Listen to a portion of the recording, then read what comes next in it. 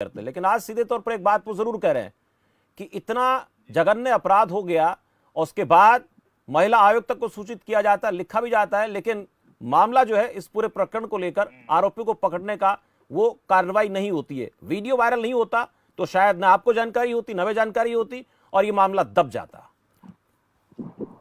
शमशेर जी, अगर चर्चा ही करना है तो मणिपुर की विस्तार से करें, पूरी लोगों को जानकारी हो। आज दिन तक लोग यही नहीं समझ पाए कि मेहताई कौन है और कुकी कौन है। जब तक लोग यही नहीं समझेंगे तो उसके ऊपर विषय में वो अपना ओपिनियन क्या निकालेंगे। मेहताई समाज वो वहां का आदिवासी हिंदू है जो वहां बरसों नहीं पैदा ही हुआ है, सदियां वहीं गुजर गई। तो इसी तरह से कुकी समाज है वो जो वहां का जो है ना क्रिश्चियन समाज है, क्रिश्चियन लोग है कुकी समाज। तो मेहताई समाज आदिवासी समाज से आता है तो वो आरक्षण की मांग कर रहा है, क्या बुराई है? मिलना चाहिए आरक्षण। तो फिर कुकी समाज को बुराई किस बात की इसमें कि नहीं इनको नहीं मिलना चाहिए।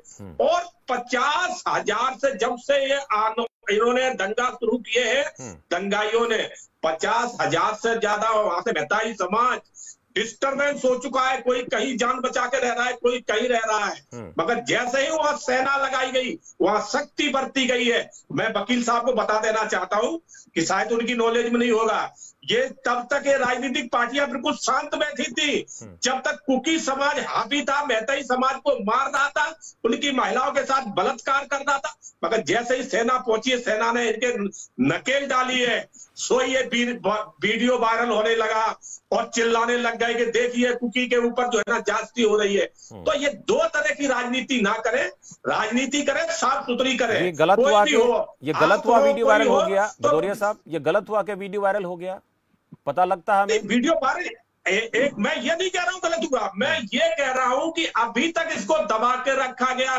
ठीक सत्र शुरू हुआ है उसके 24 घंटे पहले ही वायरल क्यों किया गया है?